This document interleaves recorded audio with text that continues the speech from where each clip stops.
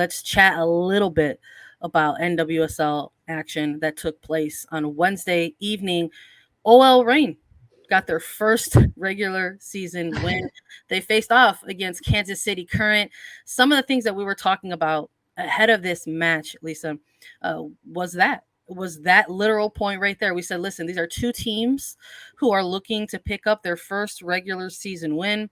Is it going to happen against each other? Is it going to happen in a mid-season or midweek match in the regular season here? What is it going to look like? We made our picks. We refused to go with a draw in this one. We said, listen, we gotta pick a team. Me going with All Rain, so I'm thrilled in that capacity, right? That I'm able to say yes, I chose correctly. But you had a lot of great points for Kansas City heading into this one, and I remember that you chose them as well. And I can't lie, that you and I were texting a little bit during this game, and there was a moment where I was like, I might have to text Lisa and be like, I can't believe this is going to end in a scoreless draw because I know it was getting late. So talk to me a little bit more about going with Kansas City and kind of what you saw from them, in this match.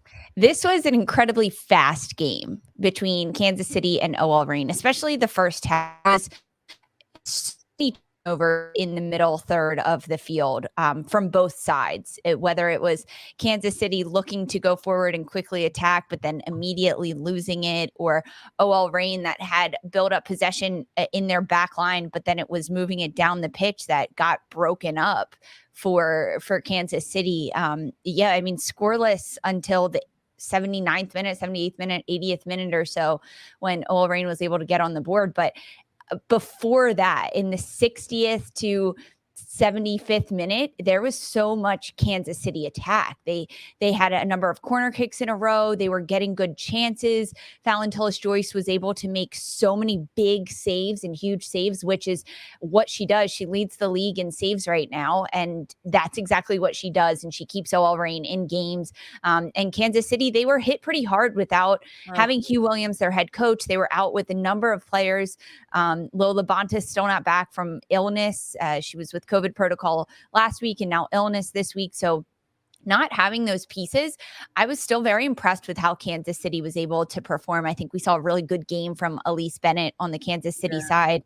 But then honestly, I thought it was going to end in a scoreless draw, but Bethany Balcer checking onto this game for OL Reign changed everything for Laura Harvey's side, because she brought a renewed energy and intensity in the attacking end that worked so well for OL Reign, and it was such a different speed for Kansas City. Balcer checked on in the 63rd minute or so, and she's the one that got the game winner for OL Reign towards the end of this match. Yeah, it's just looking at even just breaking this down half to half a little bit. It looked like it was shaping up to be just what was going to be, I thought at the time, another one of those games for OL Reign. And just again, I was reacting to it also in real time. I think I tweeted something out similarly. I was like, gosh, I'm like, this team can't buy a goal right now. They're a little, maybe they're a little bit snake bit in front of net, because I'm loving the effort that I'm seeing from this team. I'm loving all of the different type of looks that we're getting from really all of the personnel on this team in some capacity.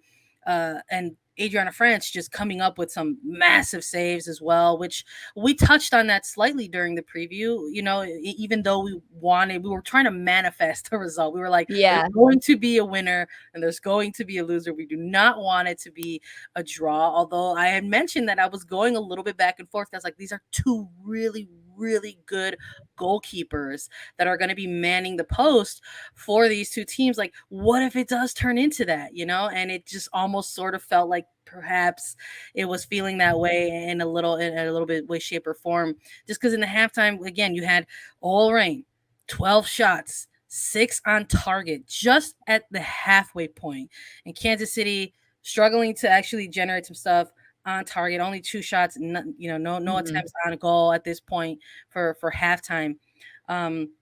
But I think at this moment, when you go into the locker room, you talk about maybe those adjustments that you're going to make in the second half. And I think you absolutely pointed out the the main one. It was, bringing on Balcer to later into the second half to try and get some different looks in that attacking third, and this service coming by way of Sofia Huerta, who had Oh, another massive game. Sofia Huerta, Alana Cook, 1 and 2 for me for OL Reign, in terms of like when I'm looking at this roster and I'm saying who are the best players on this team right now, depending on the week, it's going to be either Sofia Huerta, it's going to be Alana Cook, it's going to be Fallon Tullis Joyce. That's my big three right there when mhm. I'm looking at this team.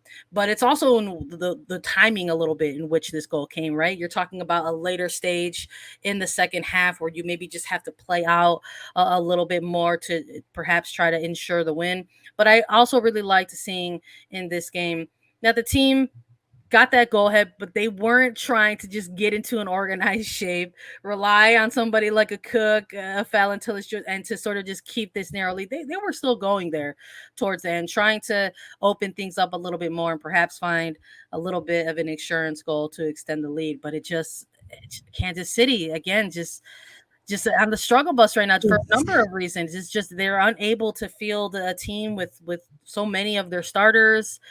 It's tough to establish a rhythm in a regular season when you just aren't, quite frankly, able to.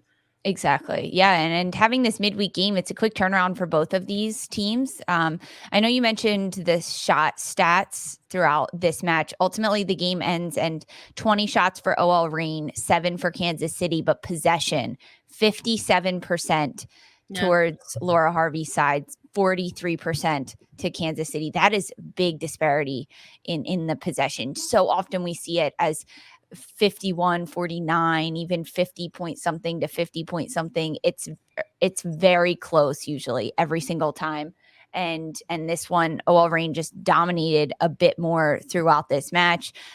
Even when we look at Sofia Huerta and what she was able to do, her final third entries were number 2 on the team with yeah, 8 heading into that. Alana Cook, she led OL Reign with 9 yeah, final third entries, which is incredible. Her vision out of the back line, that central back position, is just so phenomenal for her to uh, thread the ball through and skip lines of defense, which really eliminated so much of Kansas City's counterattack in that and in their counter press, because they have a player like Cook and Huerta, who play on the same side, who can just break lines, whether it's movement of the ball, finding Rose Lavelle, who can then run, or a great split ball that can find the front line. yeah, I was also really impressed with Angelina in the front line. We've yeah, seen her rotated around the pitch a bit for Laura Harvey, playing yeah, in centrally, deeper in the midfield, out wide as well. And I really liked her up top. She was able to whip some good shots in there, create some good chances, and force yeah. France to make really big saves.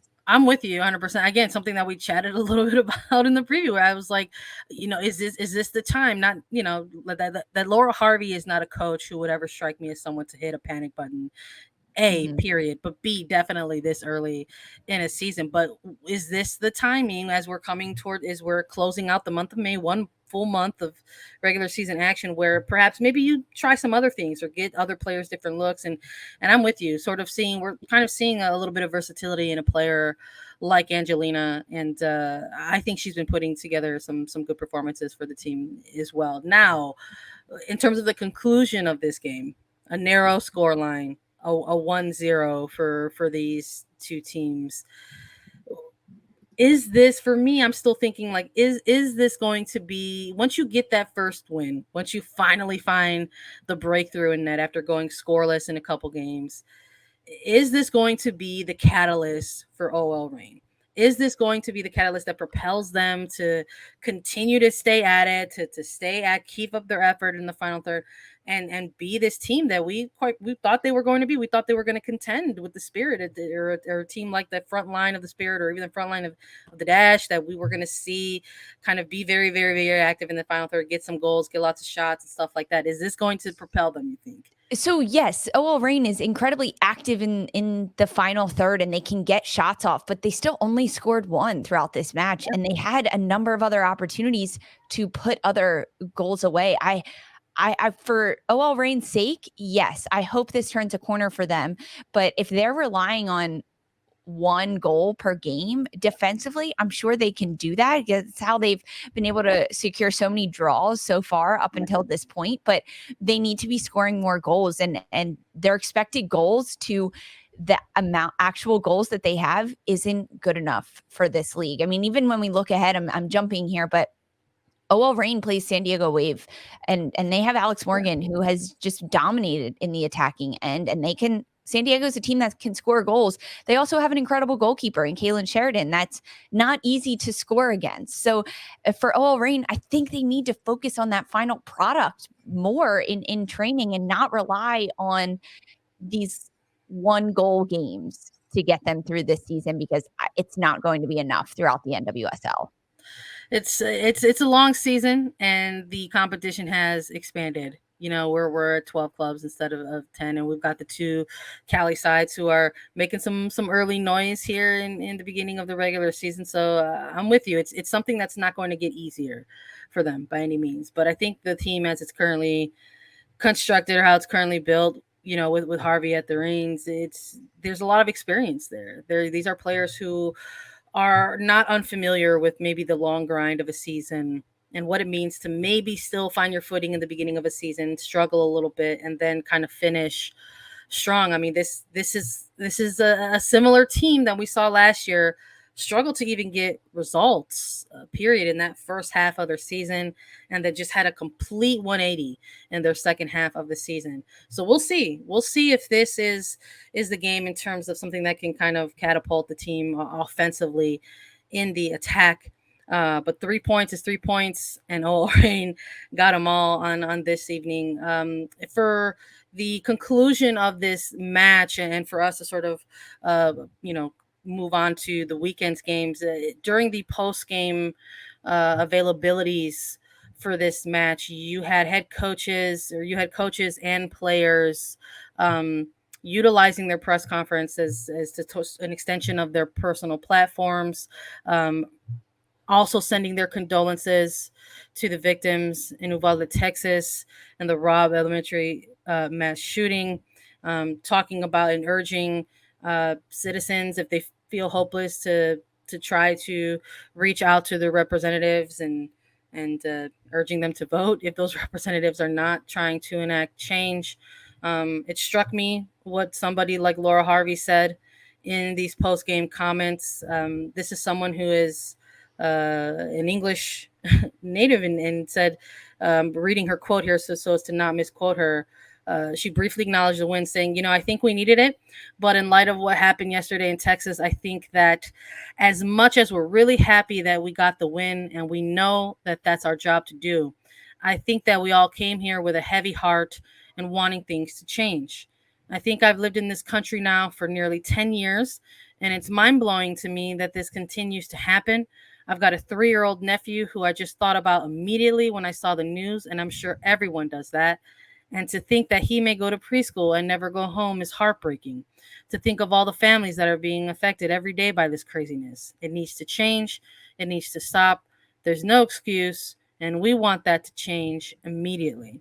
Now, during this press conference, it was a dual press conference, and she was joined alongside by Megan Rapinoe as well, and Megan Rapinoe has often been the face of of certain issues off the pitch for whichever team, whether it's United States Women's National Team or club as well, and she, you know, echoed not only Laura Harvey's opening statements in this press conference, but also referenced a viral statement that's been going around from NBA Golden State Warriors team head coach Steve Kerr. And when she was asked to if she had any thoughts to add, she simply said that it's literally the definition of insanity. We're living in the same country when it comes to gun control and gun laws. There's literally mass shooting every day. I mean, it actually struck me when we went to do a moment of silence today, because we just did one 3 effing days ago for a different mass shooting. And I mean, it's just literally the definition of insanity. The entire country is being completely held hostage, Steve Kerr said last night. And I mean, quite literally hostile, as if in a hostile environment where you can go to church, you can go to the grocery store, or you can go to school and end up dead. And there is a lot of video right now of the comments that Steve Kerr has said. And she just went on to further again go ahead and ask others to continue to use their platforms. So, out of respect to the coaches and players who had a very difficult time playing this game and being able to go out there and put out a result, we are not going to ignore the players and their thoughts and their feelings and their emotions about having to play a game of soccer through these tragic events. Um, Victoria Pickett and goalkeeping coach Lloyd Yaxley also went ahead and shared thoughts as well in their post game. Unfortunately, there were mutual post games that were going on, so I wasn't able to be in two places at once. Although I would have loved to have been. But Yaxley also referring to people who have parents, who are parents on the team, and just the struggle that it was for all of these, players and coaches to get together on this night and try to play through a game of soccer. So, if this is how these players and these coaches wish to utilize their platforms, we at Attacking Third are not going to ignore that and Mhm. go ahead and extend and share the news as well. So, um, that's how the evening ended for these two teams. It was evident, I think, towards the latter stage of the game that it was tough for either of these teams to kind of continue to get through the match. And when you heard players speaking a little bit about this in post game, that alluded as to why. So, um, this isn't unfamiliar territory to us, Lisa. We're coming off of a 2021 season where we saw players um, trying to utilize their platforms, going through player demonstrations, kind of rediscovering their voices, and being able to go ahead and try to use that as best that they can. So I know for me, when I was in this press conference and I saw this happening, it wasn't I wasn't surprised to hear that the coaches and the players were taking the time to speak about this. No, not at all. I mean, they have a platform and with media and a microphone in front of them, it's a good chance for them to speak their mind. Yeah, I think it was very telling that that was the first thing that both sides talked about as soon as the game was done. Not Bethany Balcer's goal, not ending a scoreless streak for OL Reign. None of that. It wasn't about the soccer. It was about the humanity in the world. Yeah.